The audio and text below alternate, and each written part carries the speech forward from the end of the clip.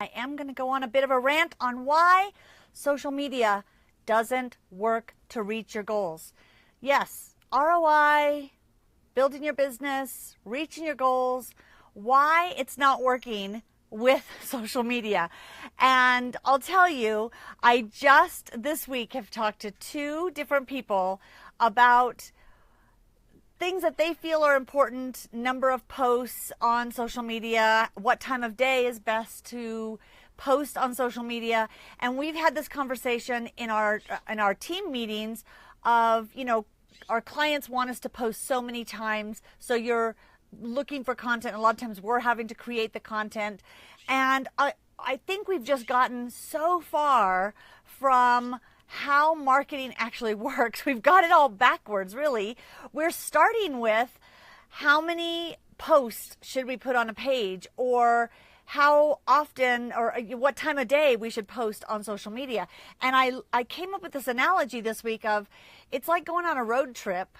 And if you were going on a road trip and I were to ask you, how many times are you going to stop at gas stations or make potty stops?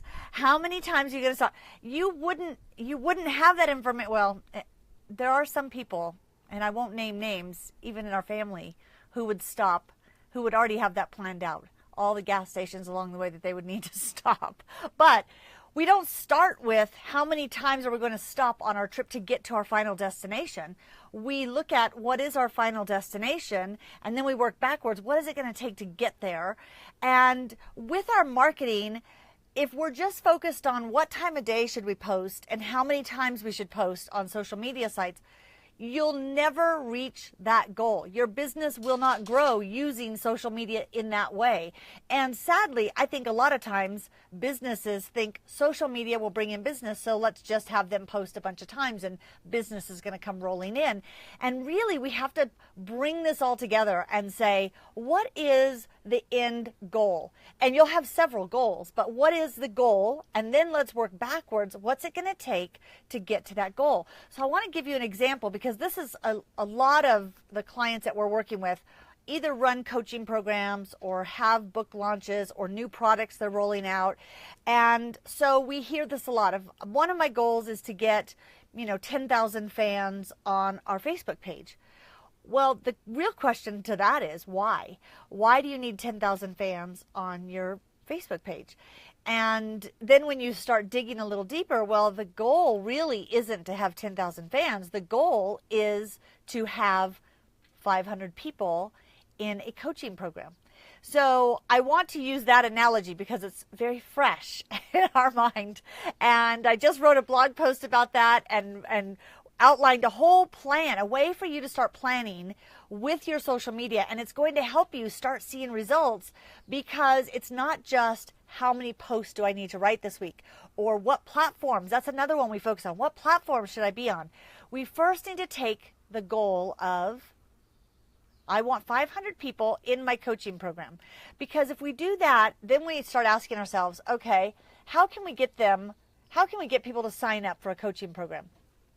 If I put out a tweet or a Facebook post or a LinkedIn post, people aren't going to connect with you and jump over and join a coaching program. There has to be some trust built first. So what would you need to do to build trust? So let's say that we would need to perhaps do a webinar where we can educate people on some tips that would entice them to then join our coaching program. Again, this is not first step. We're reverse engineering. So before they sign up for coaching, right before that, they attend a webinar.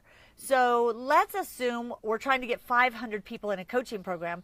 And if we had a 20% conversion rate, okay, my math is not that great, so I'm going to go based on, I outlined earlier an example, but let's say a 20% conversion rate on your webinars to get people to sign up. Now, you'll have to do some testing on your webinars, and if your conversion rate is higher or lower, you'll have to adjust all these numbers. But let's just use 20%.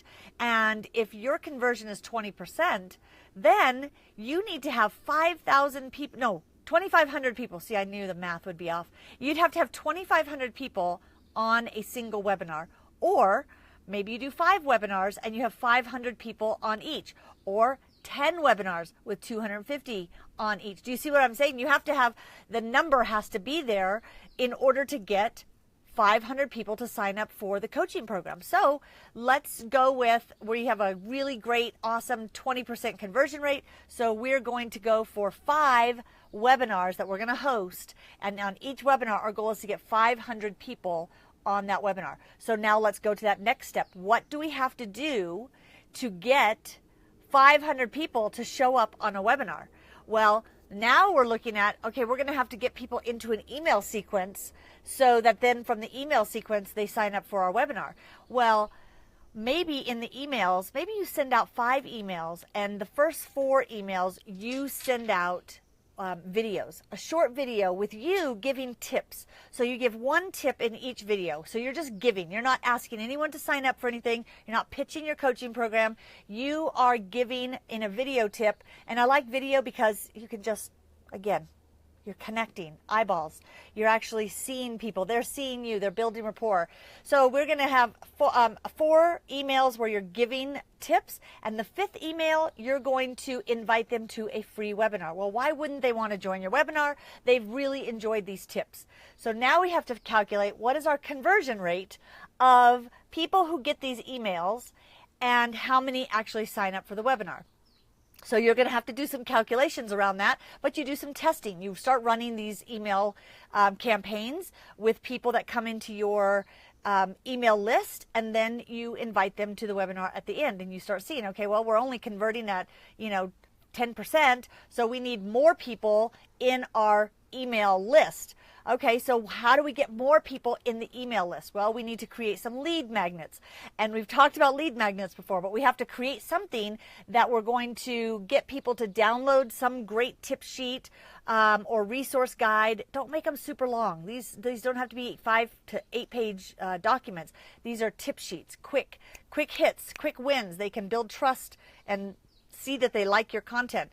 And you're going to create these lead magnets. Now, suddenly, social media can come into play, because social can post about joining the webinar straight out. We can invite people to join a webinar.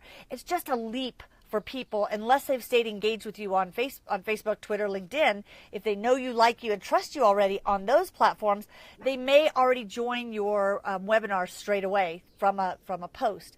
But social can also promote these lead magnets. And what I would say is, you also, on top of social media promoting those, you also want to write some blog content. And in the blog content, you're giving helpful information. Maybe you're writing about one piece of this, and then at the bottom of the blog post, you have a lead magnet or a tip sheet for people so that they will read the blog post, really like it, and then download the resource guide. It puts them into the email. Now you're on your way to that first 500 person webinar that will start converting to coaching. So do you see how much work? This is why social media doesn't work, is we think, oh, let's just start posting a bunch of stuff on social media and people will sign up for my coaching program. It just doesn't work that way. And we really have to plan more strategically. So we have to look at what our goal is and then reverse engineer and start planning what has to happen next, what has to happen next, what has to happen next. And when we create this whole funnel or plan, then we start looking at what pieces social media play in this whole plan.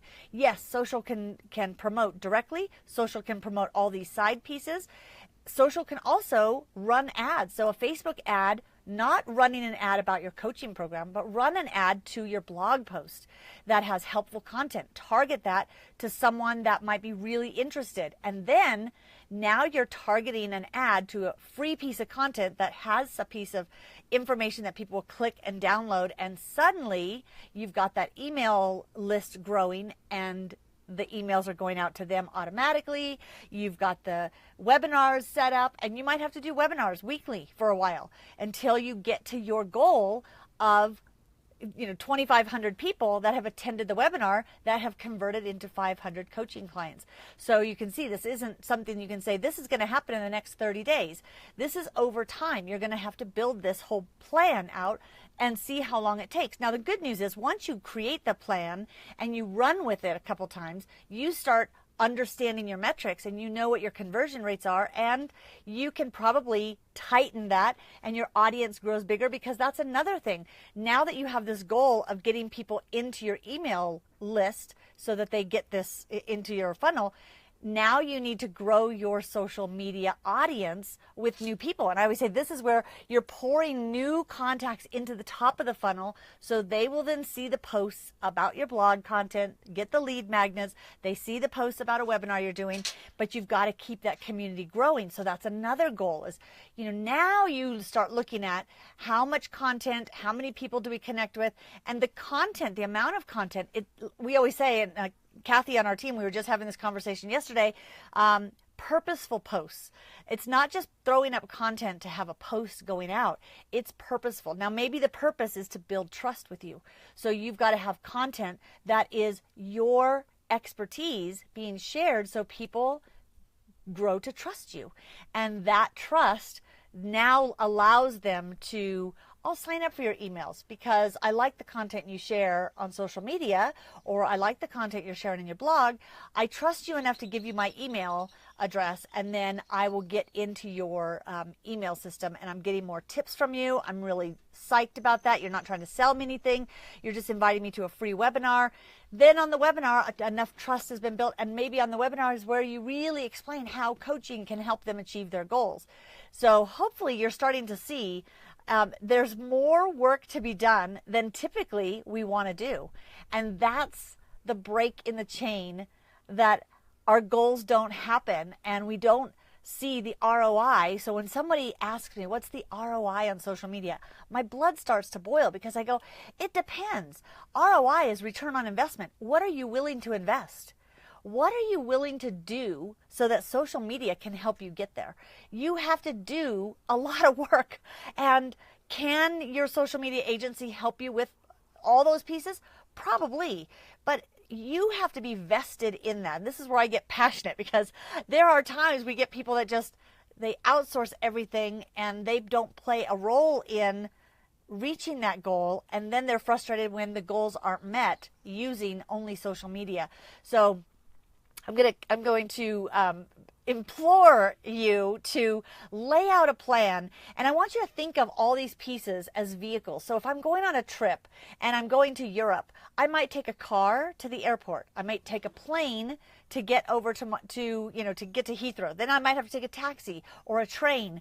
I'm going to take different vehicles, and there's different stops along the way. Same thing with your strategic plan.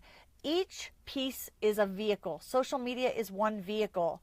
Your blog content is a vehicle. Your videos is a vehicle. You're going to use the necessary vehicles. You don't need all of them, perhaps, but you might, and you have to look at what vehicles do we need to get us from where we are to where we're going. What's that desired outcome?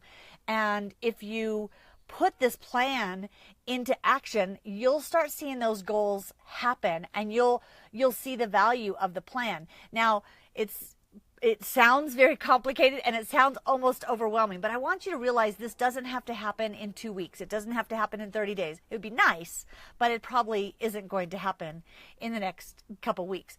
But I want you to just start working on the plan and start laying it out. And I've created a cheat sheet for you so that it lays out what is the goal. Okay, now let's outline the plan. Let's outline identify who's going to do each piece.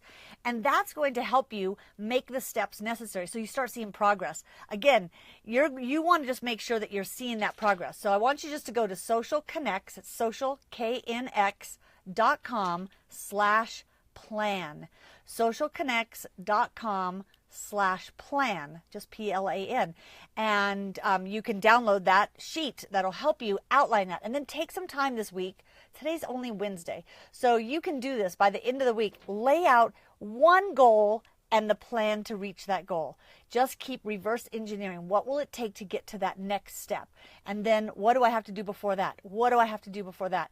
And start building out that plan. And when you have that one, maybe you pick a second goal, because you'll have multiple goals, multiple destinations. Each destination needs a separate strategic plan. So I hope that helps you. Let me know what questions. I would love to know your challenges with any of those pieces. If you have questions on what the heck is a lead magnet, or how do you set up a webinar, any of those questions, let me know. I'd love to be able to help you with that. And also, if you have like awesome success stories of tools you've used or ways that you've gotten to get from point A to that destination, I want to hear those success stories as well. So have a great week being strategic.